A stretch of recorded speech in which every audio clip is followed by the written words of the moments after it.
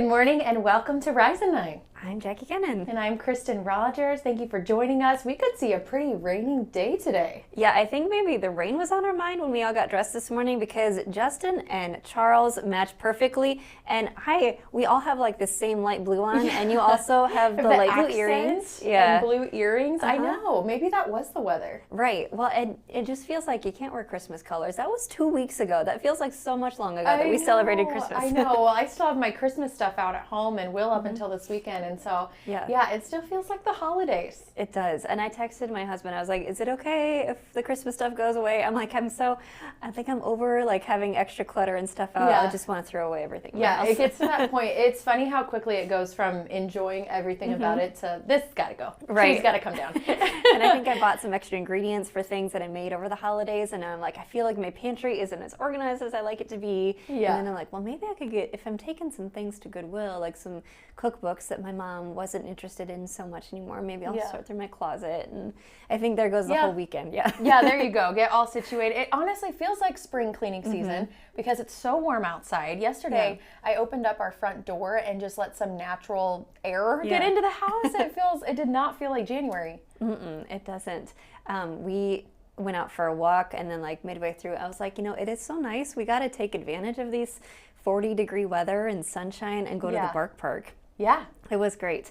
I know I went to the gym, came home, and it was kind of cloudy, but by the time I finished lunch, I'm like, this is sunny outside. This is going to be nice. And it was a big change from the morning when there were so many school delays and concerns with not being able to see through that dense fog advisory. And then got to be a really nice day yesterday and did not feel even close to what we typically see this time of year. I know Justin was saying if it was colder like we typically would see in January, today would be a day we would see a lot of snow. Right, and Corey said January is usually a drier month, so this is strange for a few reasons. Yeah, it will be strange, but maybe kind of peaceful to have a rainy Thursday. Yeah, and hopefully my dog is going to be okay with having a shorter walk because we did all that fun stuff yesterday.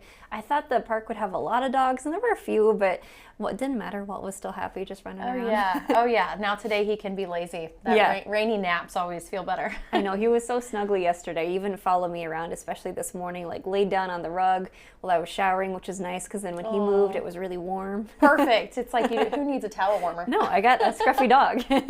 That's so fun. Yeah, I know. Today will be a perfect day to just get whatever you need to get done inside the house. Right. But we do want to get to some news that is kind of difficult to get through. Minneapolis mayor is talking about ICE and that fatal shooting that happened yesterday. Yeah, so 37-year-old Renee Good died. You've maybe seen the video. I know we showed it several times on the morning show. Lots of bystanders obviously recorded this from different angles on cell phones, so you can see, from different perspectives. Right. But Good was inside an SUV as ICE agents were kind of around it, and they were first ordering her to get out of the vehicle. And that's when you see the SUV back up and then start to go forward, and an ICE agent shoots once through the windshield and 2 more through the side, and that did kill her.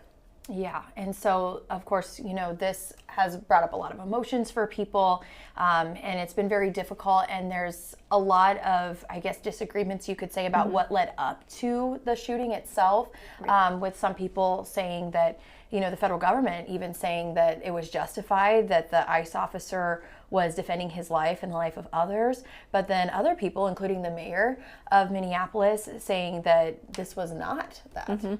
Yeah, Mayor Jacob Frey had some very strong language asking ICE to get out of the town and said what Kristi Noem, the Secretary of Homeland Security, she said it was self-defense. He criticized that and said that was not the case. But in Cedar Rapids, there is a crowd or a gathering planned for 8 o'clock this morning at the DHS office. Not aware that that's connected to any local groups, but we have heard from some immigration advocacy groups like Escucha Mi Voz, obviously critical of what happened. Yeah. So we'll obviously be on top of this story and bring you continued coverage as it develops. Right, and something we've also been covering all week is the changes in the budget cuts to Cedar Rapids schools. A state senator is saying, not so fast. Yeah, she's saying that she believes the district is moving too fast. This is coming from Senator Molly Donahue, who also happens to work part-time as a special education teacher at Kennedy High School. And one of the things that she's concerned about is AEA cuts, of course, being a special education teacher. And so she hopes that the district will slow down with their plans to make these cuts. Right, and she's calling for more changes to district headquarters. And the school district says, well, last year it did lay off, I think it was 27 full-time positions.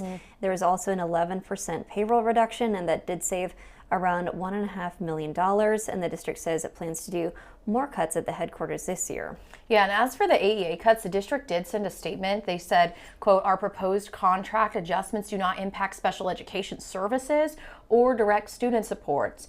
These changes are strictly limited to consulting roles and staff coaching." And so, yeah, the district obviously looking to address this $11 million deficit that we've been covering for some time now.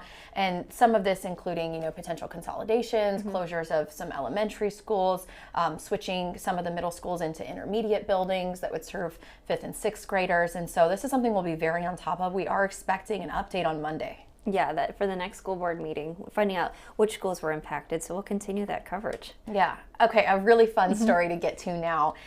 A West Des Moines native is going to be in the Winter Olympics in Italy. Yeah, this is amazing. So this is also the first Iowan ever to compete in speed skating. So his name is Zach Stoppelmoor.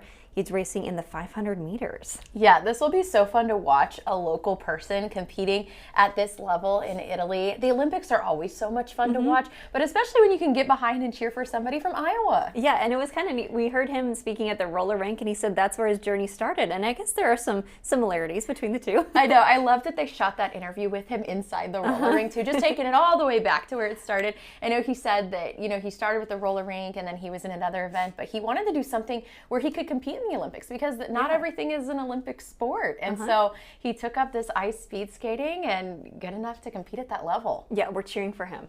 Cannot wait. Yeah, I've actually talked to a couple of people who have won medals at the Olympics through the years in reporting. There's someone who is from, I think it's Prairie du Chien up in around Northeast Iowa. He got third at the Sochi Olympics, bronze medal, in skeleton, which is you slide down really fast going head first. So oh my gosh. That terrifies me. Dangerous. Yeah, but he's really good at it. Yeah, it's so neat to talk to those athletes. I actually just found out this week because my university posted that someone I went to college with and was on the Nebraska Omaha hockey team is actually going to be competing on Team USA hockey too. Right. So that'll be so fun to watch. Just love the Olympics and getting all those countries together and getting to compete. Right, hey, cheering for those hometown connections. Yeah. Also talk with Iowa women's wrestling head coach Clarissa Chun. She was also in the Olympics years ago. It's so cool to have those connections and some really impressive athletes from right here. Yeah, that has to be so cool for those athletes, who oftentimes work their whole lives to get to be able to compete at that level. And then you got to go through the trial process, actually make it, stay healthy, all the things they go through, all the factors to get to that big day. Right, and those Olympics are coming up. You can watch them. The games start February 6th and go through the 22nd. And Stoppelmoor, that is his name, Stoppelmoor, he's racing on the 14th. Yes, on Valentine's Day. Good Right. way to remember it. Get to watch his race on Valentine's Day. Absolutely. But if you're ordering pizza to watch the Olympics, there's one fewer place you can choose from in Iowa. Yes, if you've been to a Marco's Pizza, well, they've abruptly closed all of their Iowa locations. This is coming from the Corridor Business Journal, who first reported the closures were effective last Sunday, January 4th. Right, and it did have 6 locations in Iowa. That includes in Cedar Rapids, North Liberty, and Waterloo, but now that map shows none.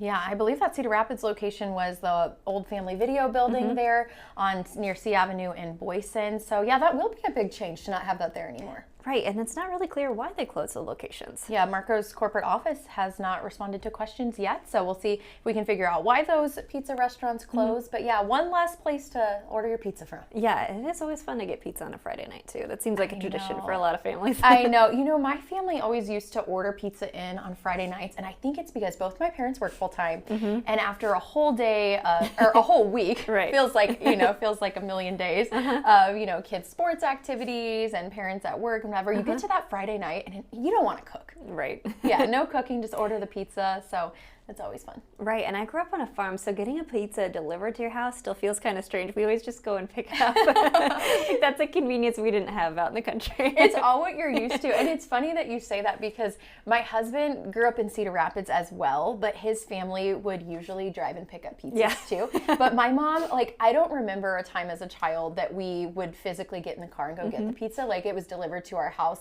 about every Friday. And so I think it's so funny because my husband and I now will order pizza for our family, and I'm like ready to punch in the delivery, and he's like, I'll go pick it up. It's just, you know, it's whatever you're used to. I know. I love going with, because then you can put the hot pizza boxes on your lap and just get, it's like you have heated car seats. Yeah, the whole car smells good. Right, plus pizza.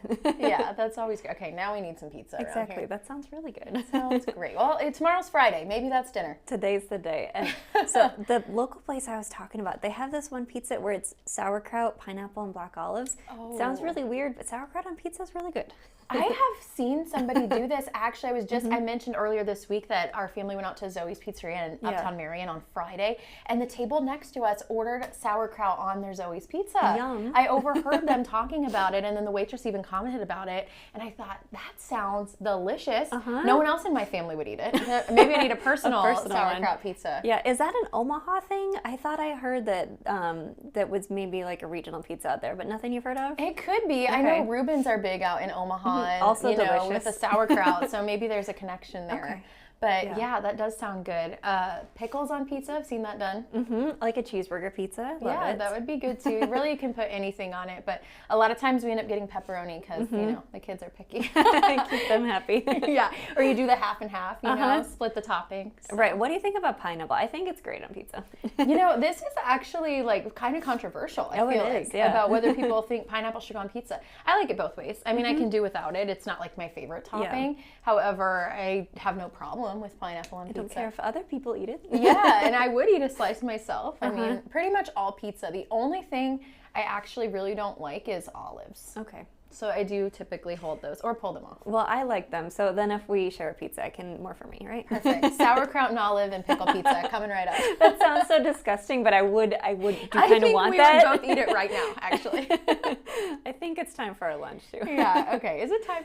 Yeah, I got a breakfast burrito that I made previously in the freezer ready to be heaten up. I think it's calling my name. Yeah, that sounds delicious. Well, we'll let you all go and eat your breakfast too. Thanks for watching. Have a great day.